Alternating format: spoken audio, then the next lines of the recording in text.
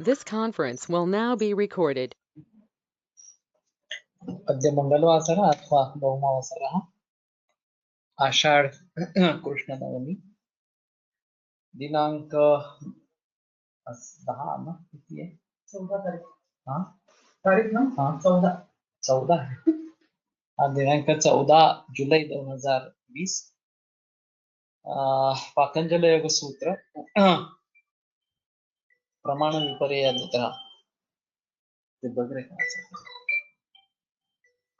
मूकं करोति वाचालं पङ्गुं लङ्घयते गिरिं यत्कृपातमहं वन्दे परमानन्दमाधवम् अपि स्वशक्त्या तपसि प्रवर्तसे शरीरमाद्यं खलु धर्मसाधनं तदिष्टिकाधिष्ठितकालिदासो यदुक्तवान् तदहमत्र वक्ष्ये उद्दिष्टमायुर्वेदस्य स्वस्थस्य स्वास्थ्यरक्षणम् आतुरे रोगमुक्तिश्च द्वयमेतत् प्रयुज्यते योगशास्त्रे धुना किन्तु न तस्य प्रयोजनम्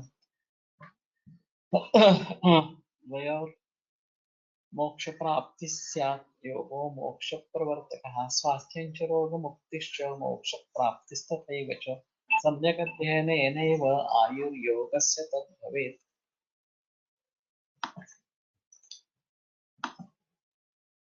तर्हि इदानीं प्रथमतः सूत्रपठनं करिष्यामः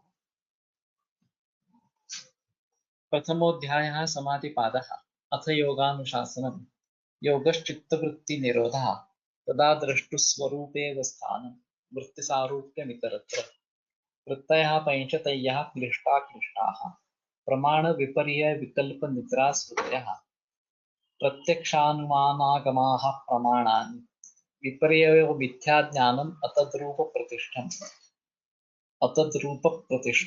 शब्दज्ञानानुपाति वस्तुशून्यो विकल्पः अभावप्रत्यालम्बना वृत्तिर्निद्रा अनुभूतविषयासम्प्रमोषः स्मृतिः अभ्यासवैराग्याभ्यां तन्निरोधः तत्र स्थितौ यत्नोऽभ्यासः स तु दीर्घकालनैरन्तर्यसत्कारासेवितो ध्रुवभूमिः दृष्टानुश्रविकविषयवितृष्णस्य वशीकारसंज्ञा वैराग्यम् तत्परं पुरुषख्यातिर्गुणवैतृष्ण्यम्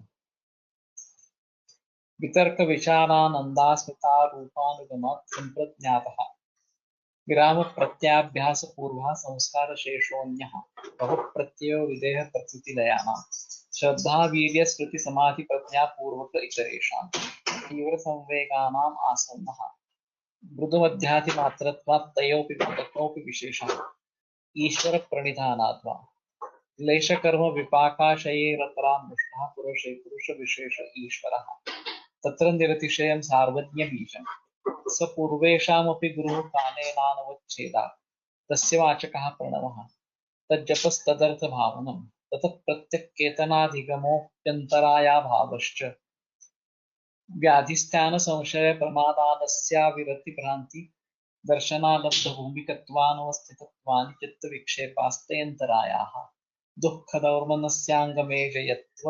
श्वासप्रश्वासाविक्षेपसहभुवः तत्प्रतिषेधार्थम्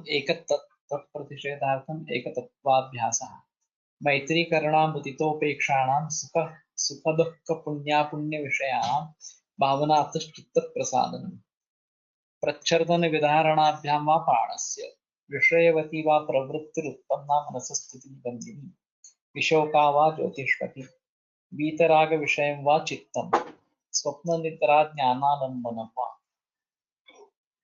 यथाभिमतध्यानात् वा परममहत्त्वान्तोऽस्य वशीकारः क्षीणवृत्तेरभिजातस्यैव मणेर्गृहीतृग्रहणग्राह्येषु तदञ्जनता समापत्तिः तत्र शब्दार्थज्ञानविकल्पैः सङ्कीर्णा सवितर्का समाप्तिः स्मृतिपरिशुद्धौ स्वरूपशून्यैवार्थमात्रनिर्भासा निर्वितर्का एतयैव सविचारा निर्विचारा च सूक्ष्मविषया व्याख्याता सूक्ष्मविषयत्वं कालिङ्गपर्यवसानं ता एव सबीरसमाधिः निर्विचारवैशारद्येत्यात्मप्रसादः कृतन्धरा तत्र प्रज्ञा श्रुतानुमानप्रज्ञाभ्याम् अन्यविषया विशेषार्थत्वात् तद्यत् संस्कारोऽन्यसंस्कारप्रतिबन्धी तस्यापि निरोधे सर्वनिरोधान् निर्बीज समाधि इति पतंजलि विरचिते योगसूत्रे प्रथमः समाधिपातः।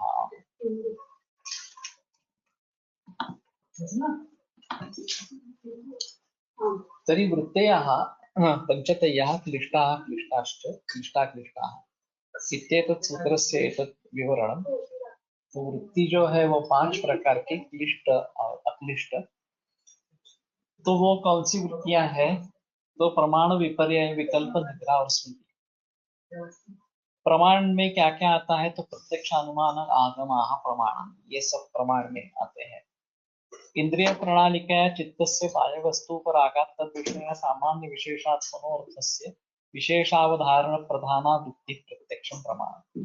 तो ये जो विवरण व्यास भाष्य में दिया गया है कि किसको हम प्रत्यक्ष प्रमाण कहते हैं, इससे बेहतर हमारे चरक संहिता में जो विवरण है वो समझने में ज्यादा आसान इस प्रकार का है। तो इंद्रिय प्रणाली का या चित्तस्य, इंद्रिय की जो प्रणाली है उसके द्वारा चित्त की विशेष अवधारण प्रधाना वृत्ति, विशेष अवधारणा, अवधारण का मतलब है निश्चय, इस प्रकार की प्रधान जो वृत्ति होती है उसको प्रत्यक्ष कहते हैं, ऐसा उसका कहने का तात्पर्य आता है। ये किससे होती है? बाह्य वस्तु पर आघात तद विषया। तो बाह्य वस्तु के उपराग या बाह्य वस्तु का क्या कहें हम, उसकी अपेक्षा, उसको ग्रहण करने की अपेक्षा, तद विषय सामान्य विशेषात्मनोर्थस्य, उसका जो विषय है वो सामान्य विशेष आत्मन, इस प्रकार का अर्थ। तो अर्थ जो विषय है वो सामान्य विशेष, ये दोनों स्वरूप का है। सामान्य विशेषात्मनः अर्थस्य विशेष अवधारण प्रधाना वृत्ति प्रत्यक्ष प्रमाण, उससे जो विशेष अवधारण होता है उसको प्रत्यक्ष प्रमाण कहते हैं। फलम अविशिष्टः पौरुषयः चित्तवृत्ति बोधः, तो उसका फल क्या है? तो अविशिष्ट इस प्रकार का पौरुषेय, हर पुरुष को होने वाला चित्तवृत्ति बोधा।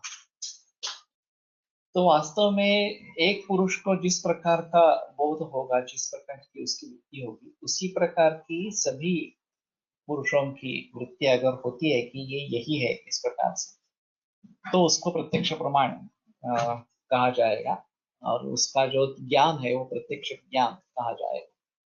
प्रतिसंवेदी पुरुषः इति उपरिष्टाद उपवादयिष्यामः। तो ये बाद में प्रतिपुरुषी संवेदी पुरुष, इसके बारे में बात करेंगे। अनुमेय से तुल्य जातीयेषु अनुवृत्तः भिन्न जातीयेभ्यः व्यावृत्तः संबंधः यः तद विषय सामान्य अवधारण प्रधान वृत्ति अनुमान।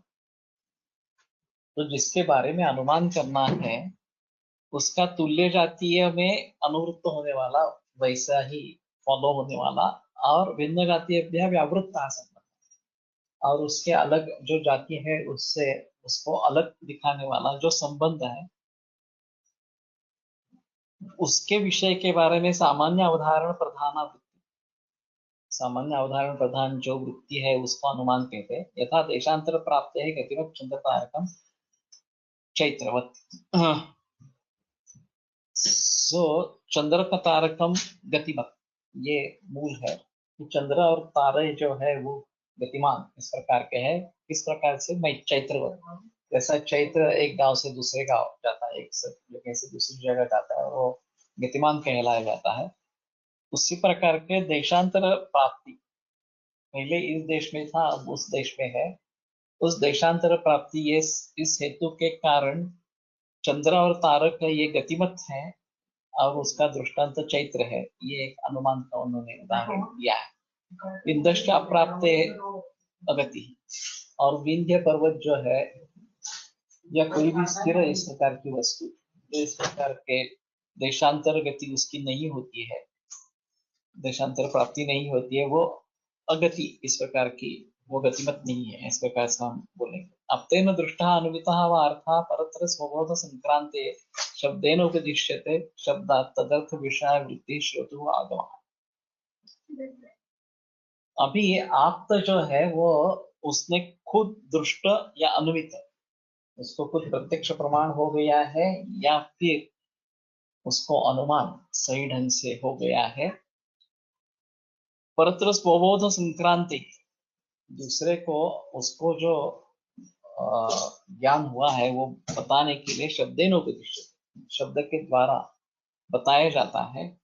शब्दात् तदर्थ विषय वृत्ति श्रोतु आगमः, उस प्रकार के शब्द से तदर्थ विषय जो वृत्ति होते हैं वो श्रोता के लिए आगम इस प्रकार का होता है।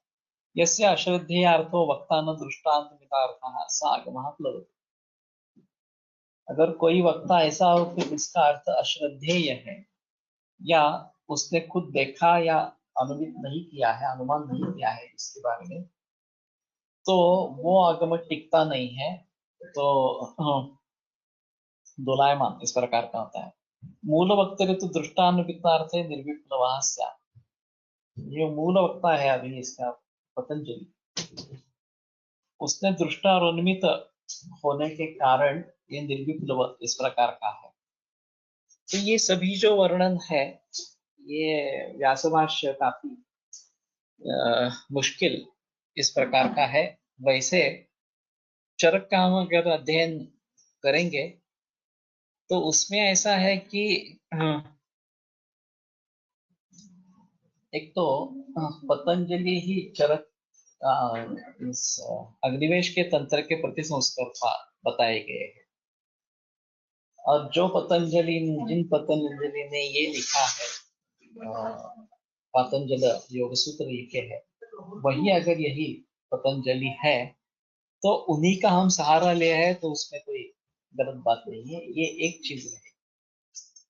दूसरी चीज ऐसी है कि हम आयुर्योग को आगे ले जाना चाहते हैं।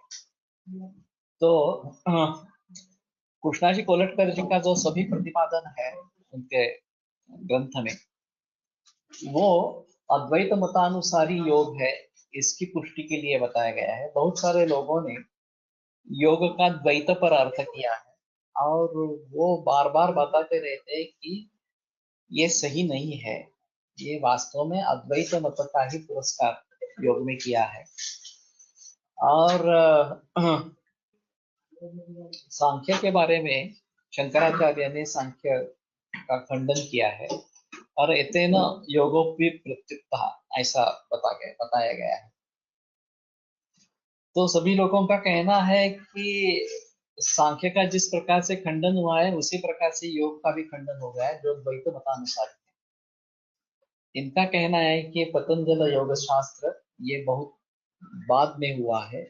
तो शंकराचार्य ने जब ये लिखा तब उस समय में इस प्रकार की कोई स्थिति नहीं थी, वो इस समय उसमें था ही नहीं कि जिसका प्रतिवाद शंकराचार्य ने किया है। तो ये बाद में आया है, तो ये अद्वैत मतानुसार ही है। और शंकराचार्य ने जो ब्रह्म की स्थापना की है कि सर्वं खलु इदं ब्रह्म, इस जो वेद का वाक्य है उसकी स्थापना की है, इसका ये प्रयोगात्मक इस प्रकार का अंग है। ये बार बार कृष्णा जी को डॉक्टर जी बताते रहते हैं। तो ठीक है, हम ऐसा समझते हैं कि ये तीसरे श्रेणी जो अध्याय है 11वां चरक का, उसमें परलोक की सिद्धि आई है और परलोक की सिद्धि करते समय आत्मा सिद्ध होना ये बहुत जरूरी इस प्रकार की बात है। तो चारवाक वगैरह मत के अनुसार ये आत्मा नहीं है, ऐसा जो उनका कहना है, उसके खंडन के बारे में ये परमत सिद्ध स्वमत सिद्धि इस प्रकार की बताई गई है यहाँ पे। तो वो अगर हम देखें तो काफी अच्छा इस प्रकार का रहेगा। तो मैं चाहता हूँ कि यहाँ से हम प्रत्यक्ष अनुमान और आगम ये जो प्रमाण है उनका विचार देखेंगे, चरक से देखेंगे। और वो हम जो अभी जिस मकसद से आगे चल रहे हैं, ये आयुर्योग इस संकल्पना के लिए ये एक अलग ट्रेंड इस प्रकार का होगा। इन्होंने तो बता दिया कि इसका विवरण जो है वो ब्रह्मसूत्र शांकर भाष्य में किया गया है और इसलिए ये यहाँ विवरण नहीं कर रहे हैं कृष्णा जी कोलटकर जो है वो। और व्यास भाष्य का अभी हमने देखा बाकी जो भी लोगों ने किया है, विवेकानंद हो या हिंदी में अनुवाद इस प्रकार का हो, उसमें भी उसकी पूरी आपूर्ति नहीं हो पाती है। तो बेहतर ऑप्शन है कि हम इसको आगे लेकर चले। तस्मान् मतिं विमुच्यताम् अमार्ग प्रस्तुतां बुधां सतां बुद्धि प्रदीपेन पश्येत् सर्वं यथा। तो उसके पहले नास्तिकता बात बताया गया है और उसका खंडन करते समय ये जो अमार्ग प्रस्तुता इस प्रकार की मति है उसको छोड़कर सत्र बुद्धिमान नास्तिक बुद्धि जयत विचिकित्सांच सूत्र ऊपर आया है कि बुद्धिमान जो आदमी है वो नास्तिक की बुद्धि को छोड़े और विचिकित्सा भी उसके बारे में करना छोड़े। इस प्रकार से सताम बुद्धि प्रदीपेन पश्येत् सर्वं यथा। और सज्जनों की बुद्धि रूप दीप से जो चीजें जैसी है यथातथ उसी प्रकार को उसको देख। तो ये अहम चीज है कि उनकी दृष्टि अलग होती है, सज्जनों की दृष्टि अलग इस प्रकार की होती है, और जो चीजें जैसी है वैसे ही वो बताते हैं। तो उसी प्रकार से हमें उसके बारे में जानना है, ये सबसे अहम है। विविधमेव सर्वं खलु सर्वं सच्च असच्च तस्य चतुर्विधा परीक्षा आप्तोपदेशः प्रत्यक्षम अनुमानम युक्तिश्च। तो दो ही प्रकार है, सत और असत। सो इन्हीं में बंटवारा पूरे सृष्टि का इस प्रकार का होगा। तो ये जो चीज है ये अगर बौद्ध मत हम जानते हैं तो उसके बारे में इसके बारे में पता चलेगा। बौद्धों में चार पंथ है। बाह्य वस्तु सत है, ऐसा एक शिष्य ने सवाल पूछा। भगवान बुद्ध ने कुछ भी जवाब नहीं दिया, तो उसमें मान लिया कि मौनम सर्वार्थ साधनम, तो बाह्य वस्तु अस्तित्व में है। बाह्य वस्तु असत है, ऐसा दूसरे शिष्य ने सवाल पूछा। उसको भी कोई जवाब नहीं आया, तो उसने भी मान लिया कि बाह्य वस्तु अस्तित्व में नहीं। तो बाह्य वस्तु सत भी है और असत भी है क्या, ऐसा तीसरे शिष्य ने सवाल पूछा। उसको भी मौन ही उत्तर दिया गया। तो उसने समझा कि हाँ दोनों है और नहीं भी है। और बाह्य वस्तु सत भी नहीं असत भी नहीं, ऐसी कुछ है क्या, ऐसा चौथे शिष्य ने सवाल पूछा। उसको भी मौन यही उत्तर मिला। तो इसके आधार पर उसमें चार पंथ हो गए बौद्ध में इस प्रकार से। तो शायद उसका खंडन करने के लिए पहले जो पक्ष है सत और असत, बाह्य वस्तु सत और असत, इन दो कैटेगरी में रहेगी। तो सत है ऐसा एक बोलने वाला है, असत है ऐसा एक बोलने वाला है, दोनों का मिलाप इस प्रकार से इसमें मिलता है। तस्य चतुर्विधा परीक्षा, उसकी परीक्षा चार प्रकार की होती है। आप्तोपदेशः प्रत्यक्षम अनुमानम युक्तिश्चय। तो आप्तोपदेश, प्रत्यक्ष, अनुमान और युक्ति, इन चार परीक्षाओं के द्वारा उसकी परीक्षा होती रहती है, ऐसा इन्होंने यहाँ पे बता दिया। तो ये युक्ति आयुर्वेद का विशेष प्रमाण है जो किसी अन्य शास्त्र में आया नहीं है, तो उसके बारे में बाद में बात करेंगे। लेकिन प्रत्यक्ष, अनुमान और आगम ये पतंजलि ने भी बताए गए हैं, प्रमाण के रूप में बताए गए हैं, तो उनके बारे में पहले जिक्र करें।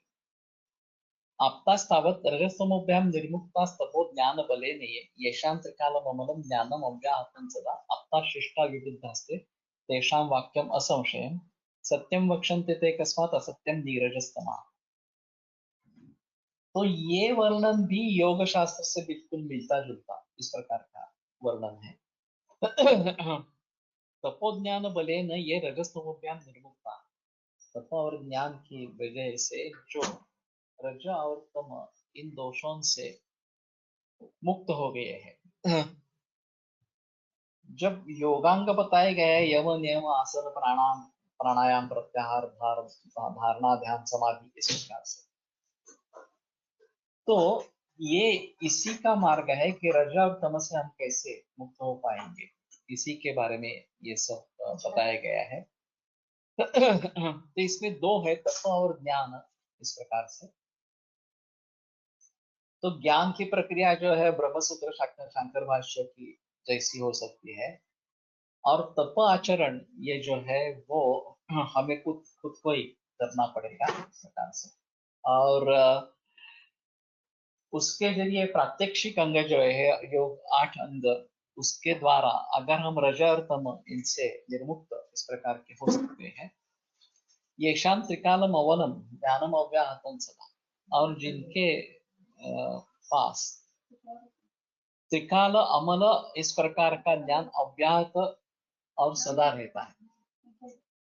तो त्रिकाल है भूत भविष्य वर्तमान इन सभी का है, अमल है विशुद्ध ज्ञान इस प्रकार का है, और अव्याहत है उसका कोई खंडन नहीं कर सकता, और सदा के लिए वास कर सकता है, वास करता रहता है।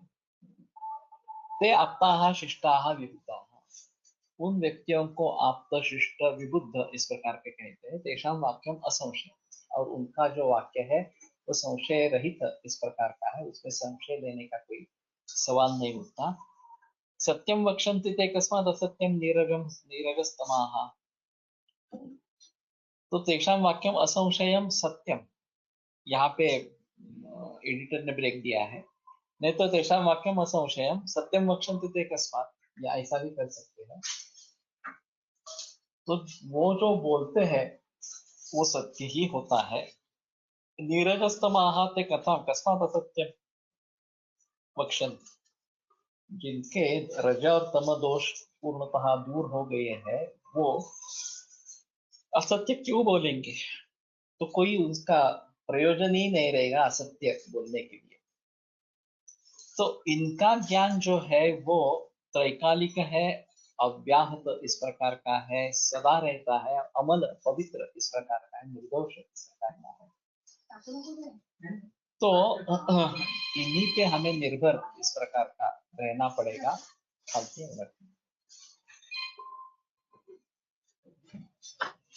तो सत्यम वक्षन्ते ते कस्मात् असत्यम नीरजस्तमाः,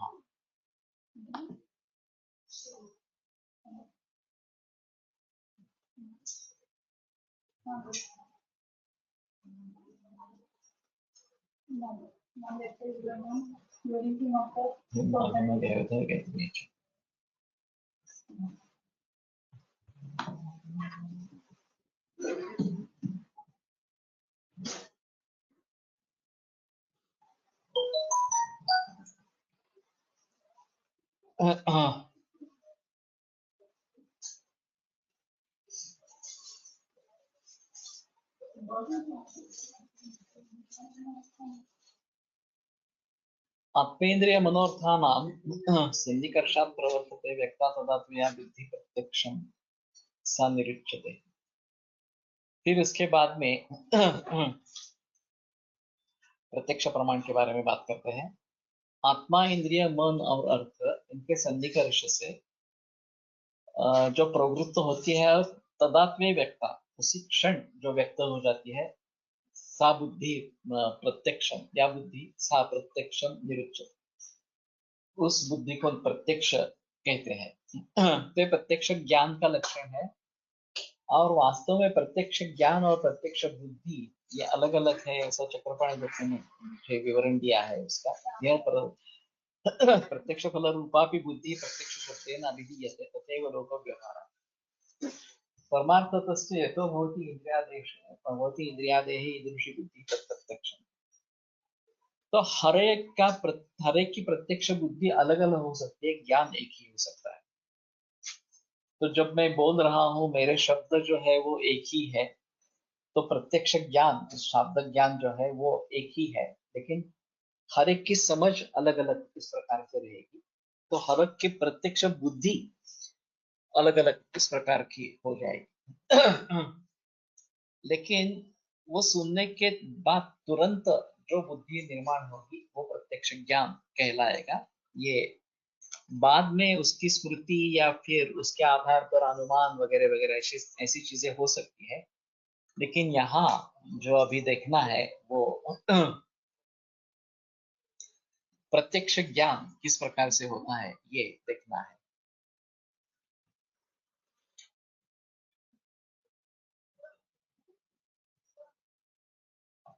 काफी डिफिकल्ट हो रहा है अभी।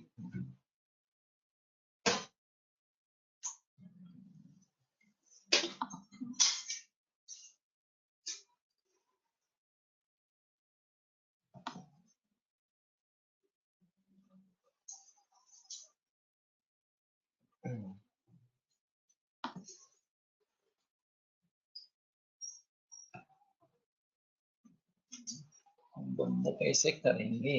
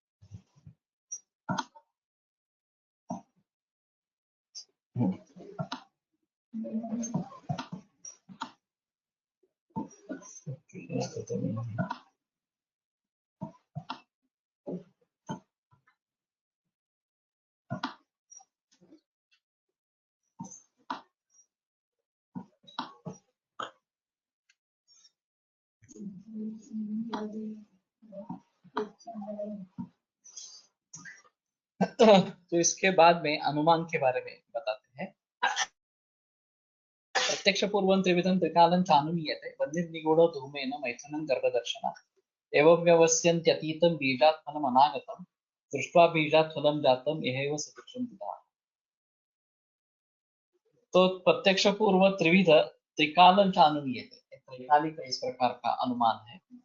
बन्धिर्निगूढो धूमेन, तो निगूढ़ इस प्रकार के बन्नी का अनुमान धूम से हो जाता है। मैथुन गर्भदर्शना, गर्भदर्शन से पूर्व जो मैथुन हुआ है उसके बारे में अनुमान होता है। उसी प्रकार से एवं व्यवस्यन्ति अतीतम, गर्भदर्शन से मैथुन जो पहले हुआ है उसके बारे में अनुमान होता है। बीजात् फलम् अनागतम्, और बीज से जो आगे आने वाला फल है उसके बारे में अनुमान होता है। दृष्ट्वा बीजात् फलम् जातम्, कि बीज से इस प्रकार का फल उत्पन्न हुआ है, इस बात को ध्यान में रखते हुए बीज से आगे होने वाले फल के बारे में अनुमान किया जाता है। तो इस प्रकार से एक सामान्य तो दृष्ट, एक कार्य से कारण का और कारण से कार्य का, इस प्रकार का तीन प्रकार का अनुमान यहाँ पे बताया गया है। वास्तव में सामान्य तो दृष्ट जो है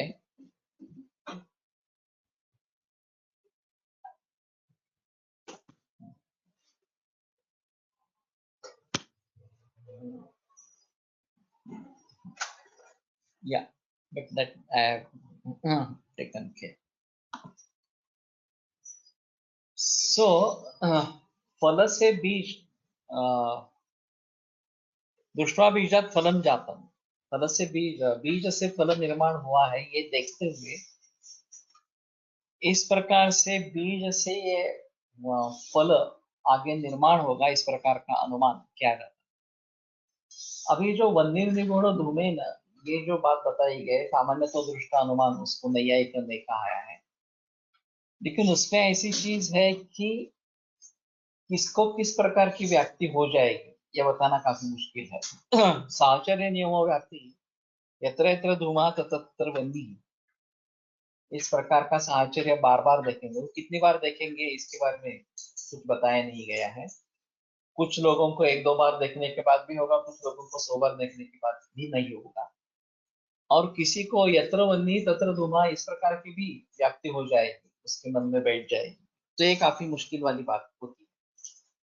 तो बौद्धों ने जो किया है वो अग्नि कारण है और धूम उसका कार्य है, तो इसलिए जब कारण दिख रहा है तो उसका कार्य दिख रहा है, तो उसका कारण होना चाहिए।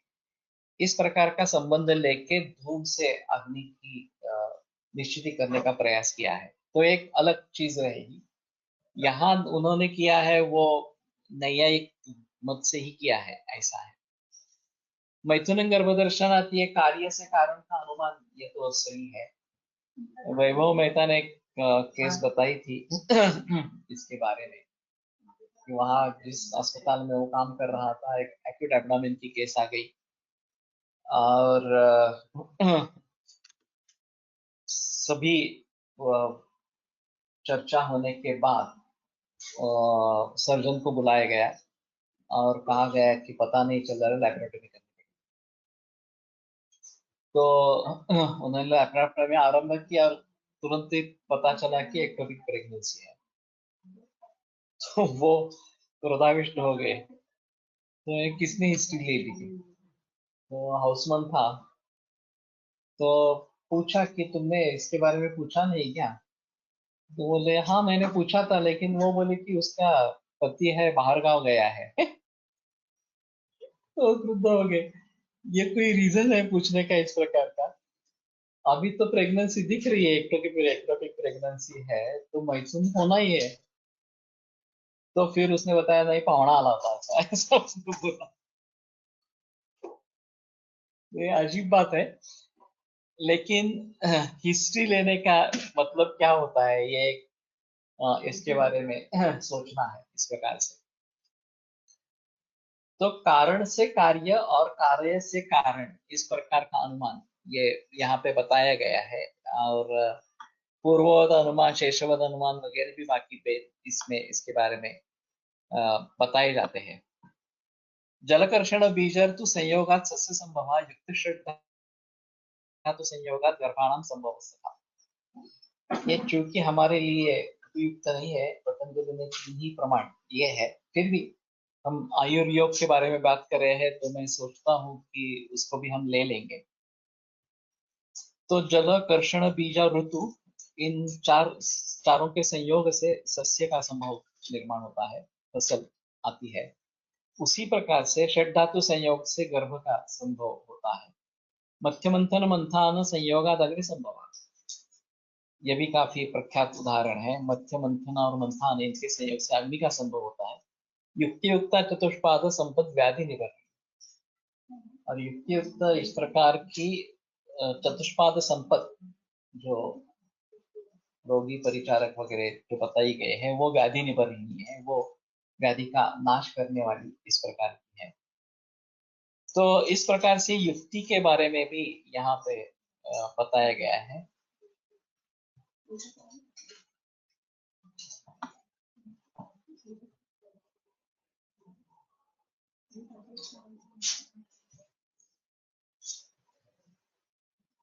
तो अभी इसके बारे में चक्रपाणि दत्ता एक का एक विवरण है, और मैंने हाल ही में बहुलकर सर से जाना कि वो कहते हैं कि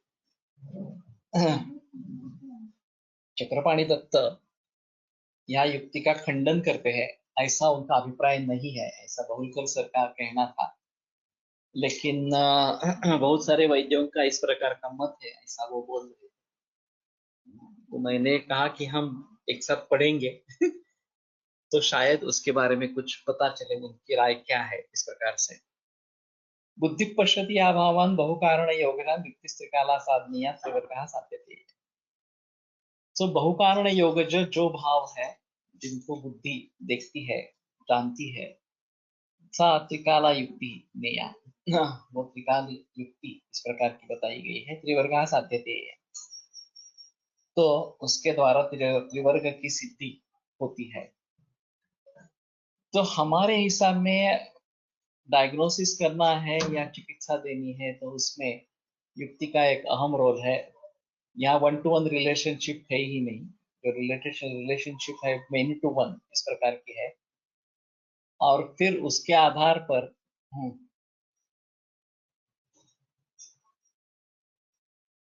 हमें युक्ति प्रमाण की महत्ता ज्यादा है, तो उसको हमें ले लेना है। एषा परीक्षा नास्त्यन्या यया सर्वं परीक्षते परीक्षम सदसच्चैव तया चास्ति पुनर्बलम्। No no no, not Anekantavada. अनेकांतवाद में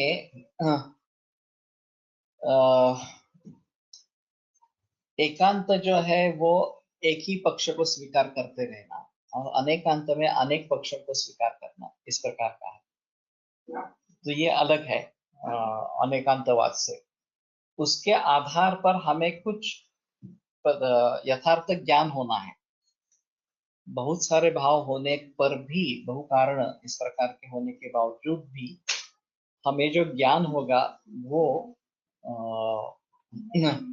यथार्थ ज्ञान होगा, इसलिए प्रमाण है। अनेकांतवाद एक वाद है, तो उसका कोई संबंध इससे नहीं है। सो परीक्षा, ऐसा परीक्षा, तो ये जो 4 परीक्षाएं बताई हैं वही परीक्षा है, नास्ति अन्या। तो यही परीक्षा है, बताकर भी दूसरी कोई परीक्षा नहीं है, ये भी निग्रह पूर्वक बताते हैं। यया सर्वम परीक्षते, उसके द्वारा सभी की परीक्षा होती रहती है। परीक्षम सद सच्चैव, और परीक्षा जो भाव है वो सत और असत इतना ही है।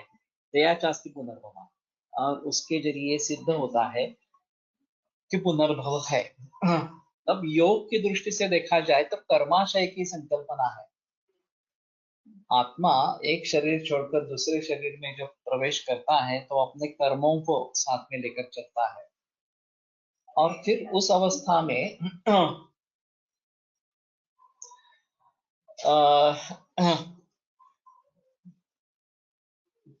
ये जो कर्म का सिद्धांत जो वेदांती को भी मान्य है, और इस प्रकार से योग शास्त्र को भी मान्य इस प्रकार का है, तो इसलिए पुनर्जन्म की सिद्धि के बारे में ये जो चर्काचार्य बता रहे हैं वो हमारे लिए उपयुक्त इस प्रकार का है।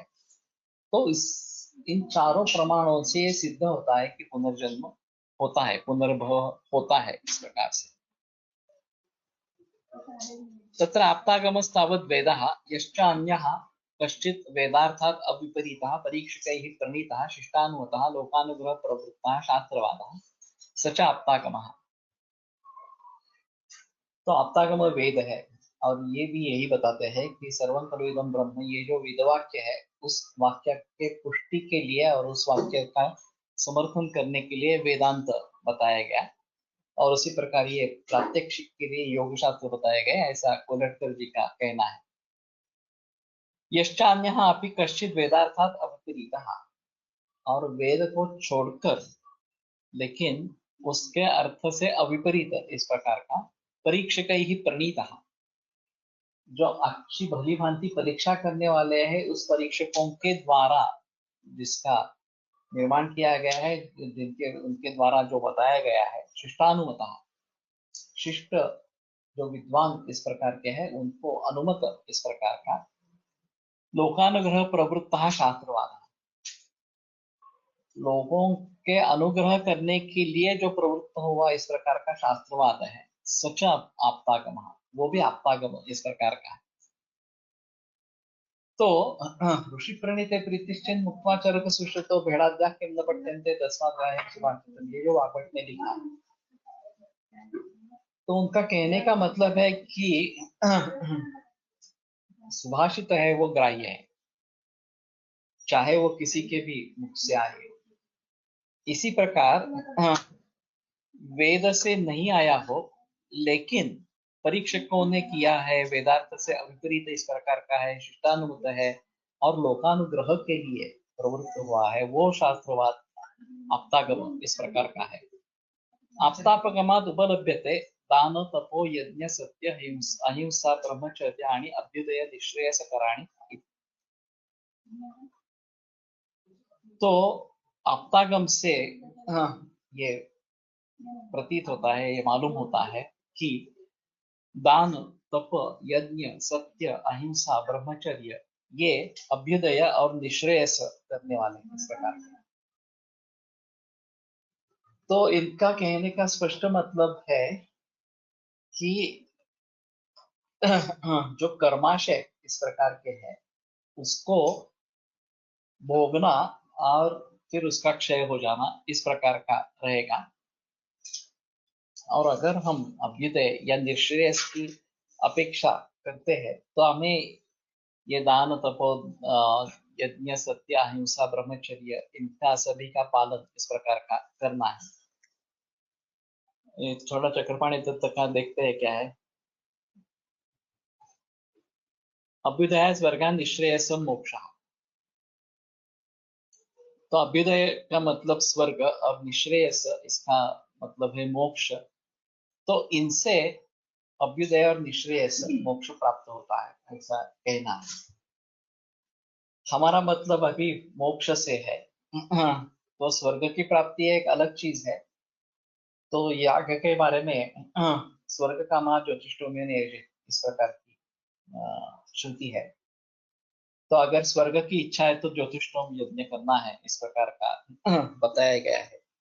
तो जिसको स्वर्ग की अभिलाषा है वो उस रास्ते पे जाए। लेकिन अगर हम निःश्रेयस या मोक्ष की अपेक्षा करते हैं तो ये पांचों जो उपाय है वो उसके लिए बताए गए हैं। न च अनतिवृत्त सत्वदोषाणाम अदोषैः अपनर्भवः धर्मद्वारेषु उपदिश्यते। ये व्युत्क्रम पद्धति से बताया गया है कि अदोषैः जो निर्दोष है जिनमें ये रज और तम इस प्रकार के दोष नहीं है अपुनर्भवा धर्म द्वारेषु उपदिश्यते। किनके बारे में? अनतिवृत्त सत्व दोषाणाम, जिनके सत्व दोष रज और तम स्वरूप ये शांत नहीं हुए हैं, अनुपशांत, उनके बारे में पुनर्भव या हाँ, यहाँ पे अर्थ मोक्ष किया गया है। न उपदिश्यते, मोक्ष की प्राप्ति बताई नहीं गई है इस प्रकार से। का क्वाइट क्लमजी है इस प्रकार से विचार करने के लिए।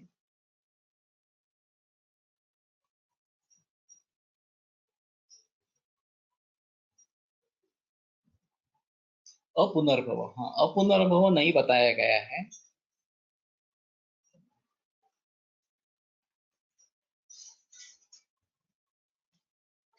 तो अपुनर्भव नहीं बताया गया है इसका मतलब पुनर्भव बताया गया है, तो उनकी मुक्ति नहीं है। तो अनतिवृत्त सत्व दोषाणाम, जिनके सत्व के दोष रज और तम जो है जो शांत नहीं हुए हैं उनके बारे में अदोषय ही जो ऋषि मुनि इस प्रकार के हैं आप्त है उनके द्वारा पुनर्भव नहीं होता है ऐसा नहीं है, तो पुनर्भव होता है इस प्रकार का धर्मशास्त्र में उनके बारे में बताया गया है। तो अगर हम इस प्रकार से मुक्ति चाहते हैं तो रजा और तम हमारे दूर होने चाहिए, ये या शांत हो जानी चाहिए, ये आवश्यक है। और ये शायद तपो यज्ञ ज्ञान वगैरह जो क्रिया है वो उस हिसाब से बेहतर होगी।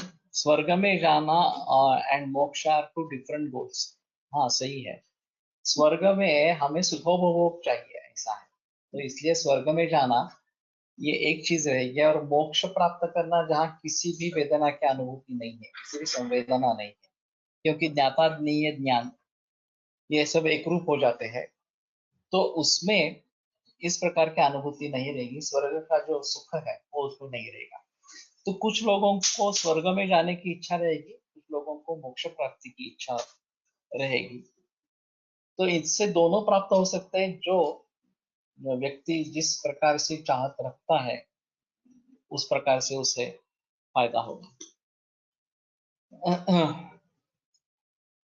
धर्म द्वारा हितैश्च व्यपगत भय राग द्वेष लोभ मोह मानैः ब्रह्मपरैः आप्तैः कर्म विद्धि अनुपहत सत्व बुद्धि प्रचारे दृष्ट्वा उपदृष्टा पुनर्भव इति व्यवस्यते। सो धर्म द्वारा व हितैश्च, जो धर्म द्वार में दक्ष इस प्रकार के हैं, व्यपगत भय राग द्वेष लोभ मोह माने, जिनके भय राग द्वेष लोभ मोह ये सब दूर हो गए हैं, ब्रह्म पर ही आपते ही तो ब्रह्मपरायण इस प्रकार के आप्त है। कर्मविद्भिः, और जो कर्म को जानने वाले हैं।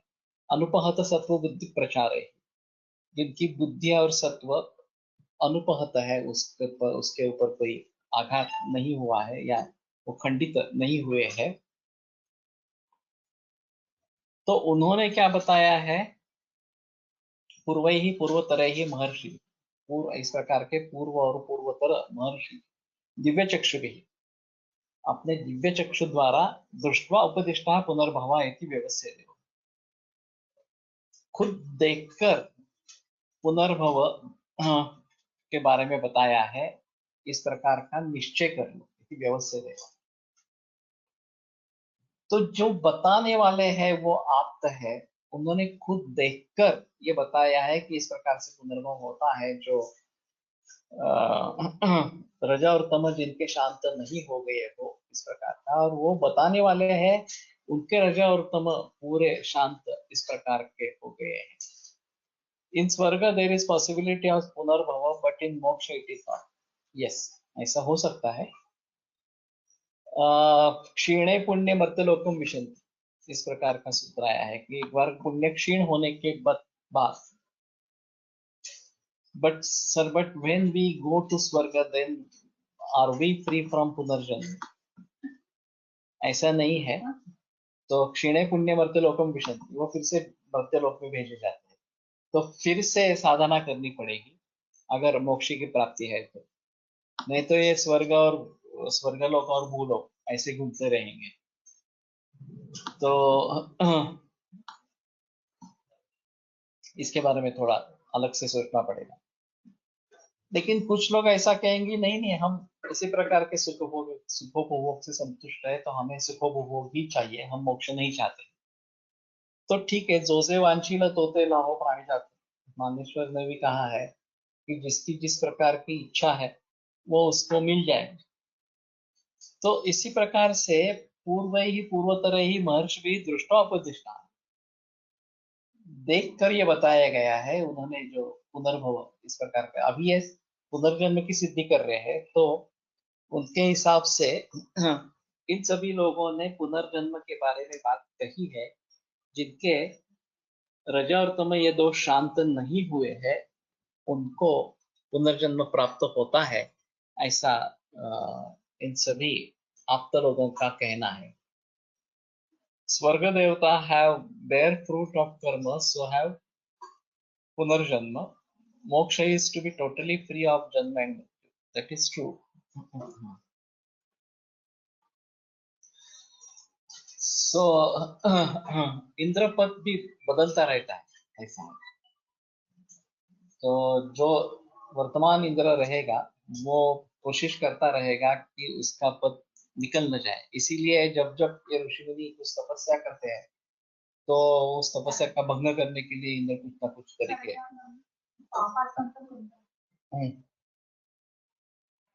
बताते रहते हैं, ऐसा है।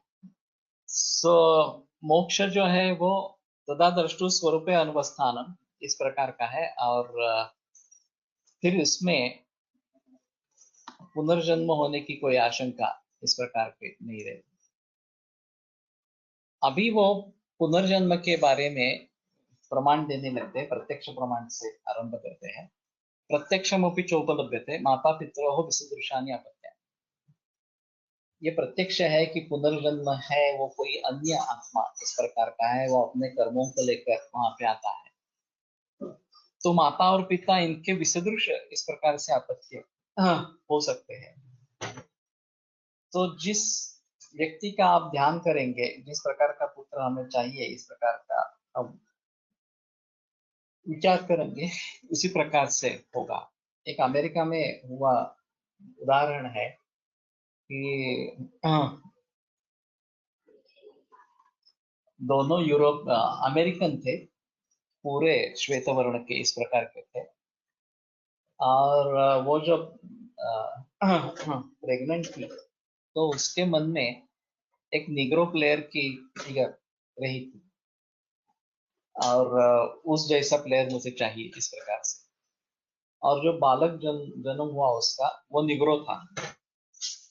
तो इसमें काफी बहस हुई। फिर डीएनए टेस्ट करवाना वगैरह। उसने सोचा कि ये किसी निगरों से इसने संबंध रखे हैं वगैरह। लेकिन केवल विचार से ये परिवर्तन आ गया, जो आत्मा उसमें आ गई वो इस प्रकार से आ गई। तो ये काफी अहम इस प्रकार का है। माता पितर विसदृशानि आपत्यानि तुल्य संभवानां वर्ण स्वर आकृति सत्व बुद्धि भाग्य विशेष।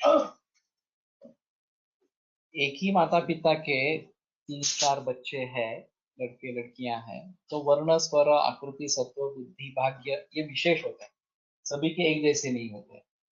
अगर माता और पिता से ही कुछ लिया हो तो इनमें अलगता होने की संभावना नहीं है।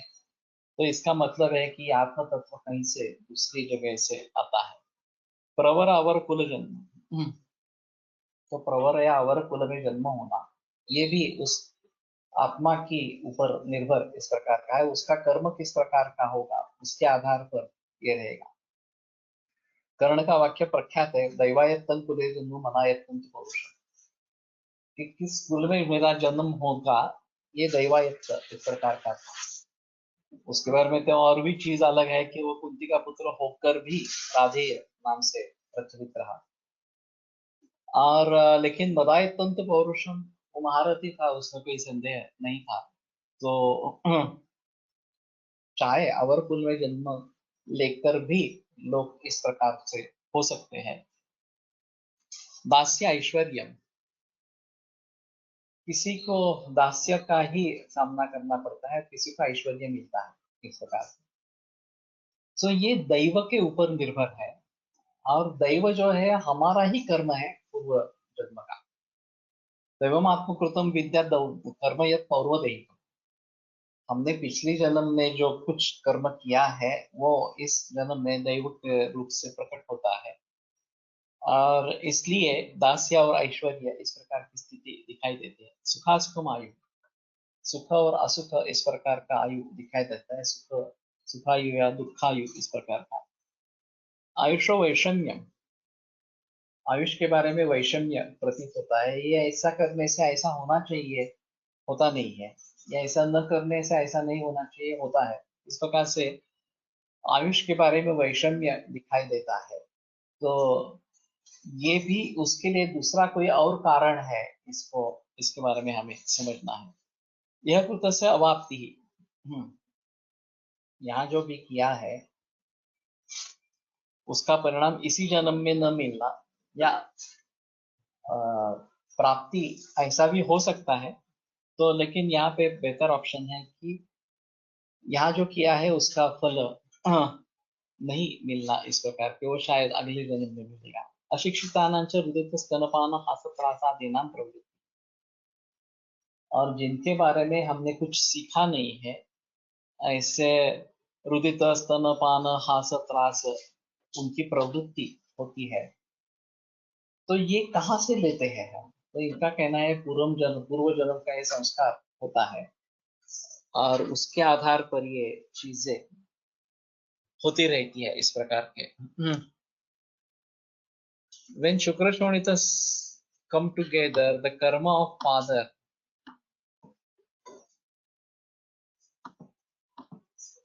but karma can win or daiva is what mentioned in Ayurvedic text, isn't it? दोनों पॉसिबल है। तयोर उदारयोर युक्तिर दीर्घस्य सुखस्य च नियतस्य आयुष हेतुर विपरीतस्य चेतरा दैवन दुर्बलम कर्म उपहन्यते इस प्रकार का। एंड कर्म भी अगर प्रबल है, बलि पुरुष का आरोही दैव मुक्ति, तो जिसमें ज्यादा शक्ति होगी, ज्यादा ताकत होगी, वो दूसरे को जीतेगा, ऐसा है। Then the garbhadhan sanskar told in our literature must be having a broader aspect. With the Shukra Shonita come together, the karma of father and mother must be present in these bija, and it may be attracting a single jeev or atma for forming गर्भ.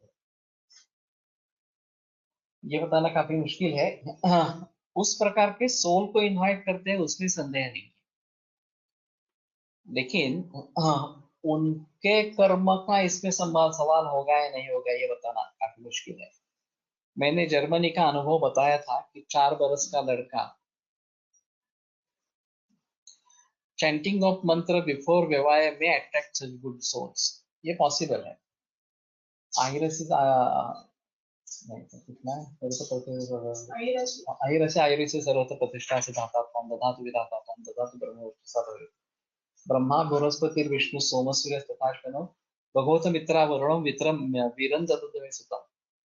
तो इस प्रकार की मनोकामना हम करते हैं तो वीर इस प्रकार का पुत्र निर्माण होगा, ये थोड़ा सा है। तो मैं जर्मनी में मैंने एक 4 बरस के बालक को देखा था, उसका जन्म से ही ब्लैडर कैंसर था और बाद में ब्रेन में मेटास्टेसिस हो गया था और वो पूरा सेंट्रल नर्वस सिस्टम में फैल गया था और उसकी मुख्य शिकायत थी पाँव में दर्द होना, दोनों पैरों में दर्द। तो इन्होंने एक वेनेसेक्शन करके मॉर्फिन बैग लगाई थी पेट के ऊपर और जब भी वो जाग जाता तो रोने लगता। तो माता पिता का कर्तव्य इतना ही था कि वो बैग प्रेस करे, मॉर्फिन रिलीज हो जाए और फिर ड्राउजी होकर वो सो जाए। तो जब मैं वहां पहुंचा तो उसी समय वो संयोग से जाग गया। तो मैंने कहा कि अब ये मॉर्फिन मत दे दो, मुझे कुछ प्रयास करने दो। तो मैंने ऑलिव ऑयल गरम करके लिया और उसको मसाज किया और 15-20 मिनट के मसाज के बाद वो सो गया। फिर मैंने उसके माँ से बातचीत आरंभ की और उसमें पता चला कि उसका कहना था कि गर्भावस्था में उसको बहुत स्ट्रेस था और इसलिए उसने हेवी स्मोकिंग किया था कि सिगरेट से भी, और उसका नतीजा है बालक जन्म से ही कैंसर से ग्रस्त था। और दूसरी आश्चर्य की बात थी वो फिर से प्रेग्नेंट थी और 7वां महीना चल रहा था। अब उसको इस बालक का स्ट्रेस था और वो फिर से स्मोक कर रही थी और उतनी ही मात्रा में कर रही थी। तो रिश्तेदारों ने डांटा, डॉक्टर ने डांटा, समझाने की कोशिश की, उसका कुछ असर उसके ऊपर नहीं हो रहा था। वो बोल रहे थे मैं ऐसा देख नहीं सकती हूँ उसकी पिता वेदना पिता, तो मुझे स्ट्रेस आ जाता है और मैं स्मोक करती हूँ इस प्रकार से। तो मैंने कहा कि देखो हमारा एक तरह अलग तरीका है देखने का, तुम अकेली इसमें दोषी नहीं हो, you are alone not guilty for this. तो जरा चौंक गई। तो मैंने आगे बताया कि इस बालक की आयु को हम देखेंगे तो उसको सिर्फ 4 बरस की और वो भी दुखपूर्ण इस प्रकार की आयु मिली है। और वास्तव में उसका क्या दोष है? तुम्हें स्ट्रेस था, तुमने स्मोकिंग किया, तुम्हें सजा होनी चाहिए। इस बालक को इस प्रकार की सजा क्यों मिली? तो इसका मतलब ये है कि उसका पूर्व कर्म बलवत्तर है जो भुगतने के लिए उसने जन्म लिया है। और तुम्हारा ये स्ट्रेस और स्मोकिंग ये उसके लिए अच्छा मौका रहा, ये right place to take birth इस प्रकार से। तो इस प्रकार के सोल को तुमने इनवाइट किया जिसका पूर्व कर्म बहुत ही बुरा है इस प्रकार से। और अगर अगले बच्चे में इस प्रकार का न हो ऐसा तुम चाहते हो तो तुरंत स्मोकिंग छोड़ दो। मेरे कहने का असर हुआ, वास्तव में इसमें कोई मतलब नहीं था क्योंकि शुक्र शनि संयोग के समय ही गर्भ आ जाता है वहां पे। आत्मा जो है वो प्रवेश हो जाता है उसका, उसके बगैर गर्भ संयोग होती ही नहीं। लेकिन उस स्मोकिंग से छुटकारा पाने के लिए इसका फायदा हुआ और उसने स्मोकिंग छोड़ दिया। फिर वो फिर से एक बार जाग गया तो मैंने उसको पिता के कहा कि अब तुम मसाज करो। उसके मसाज के बाद भी वो सो गया। तो मैंने उनको कहा कि थोड़ा दूध सोना डाल के उबाल के तैयार करके रखो। तो उन्होंने रखा और जब फिर से वो जागा तो उसने खाने के लिए मांगा तो उसको वो दूध दे दिया गया और उसने वो दूध पिया। तो क्वालिटी ऑफ लाइफ मिली। जो 2 दिन में मरने वाला था वो 15 दिन तक जिंदा रहा और अच्छी क्वालिटी उसके। तो ये एक अहम चीज है इस प्रकार से। तो ये पूर्व कर्म का इस प्रकार का फल होता है, ये हमें समझ लेना इस प्रकार का है। और किसी को अच्छा आयुष मिलता है, किसी को बुरा मिलता है, आयुष वैश्य में इस प्रकार से भी ले सकते हैं। Charaka says that when Atma leaves body after death, Mahabhutas in Sukshma form go along with it and they contain the samskara achieved during the whole life, good or bad. I think it is the sutra in Charak Sharistan 1. Yeah, ये बीजात्मके महाभूतैः सूक्ष्मे सत्त्वानुगैश्च सह मातुष्टाहार रसैः क्रमात् कुक्षो विवर्धते। और इस सूक्ष्म शरीर के बारे में बताया गया है। हाँ, तो वो उसके साथ चला जाता है, ऐसा है थोड़ा सा। तो ये सूक्ष्म महाभूत और गर्भिणी के आहार से प्राप्त होने वाले मातुष्टाहार रसते क्रमात् कुक्षो विवर्धते, उसकी पुष्टि इस प्रकार की होती है। So there must be some attraction and repulsion forces between Atma and Mahabhuta, which we see in Garbha Badha और कर्मज विकार। ग्रह बाधा और कर्मज विकार ये नहीं समझ पाएंगा मैं। ये अट्रैक्शन एंड रिपल्शन ये जो बता रहे हो आत्मा और महाभूत के बारे में, ये समझना काफी मुश्किल इस प्रकार का है। इनका जो षड्धात्वात्मक पुरुष पंचमहाभूत और आत्मा, इनके मेल से गर्भ निर्माण होता है। चरक में युक्ति प्रमाण में बताया है। तो ये जो महाभूत है जो आत्मा के साथ आए हैं और शुक्र शोणित जो महाभूत उनसे जो महाभूत इस प्रकार के आए हैं, इन सभी के मेल से गर्भ का निर्माण होता रहता है, ऐसा है। तो इसमें अट्रैक्शन और रिपल्शन क्या रहेगा ये बताना मुश्किल इस प्रकार का है।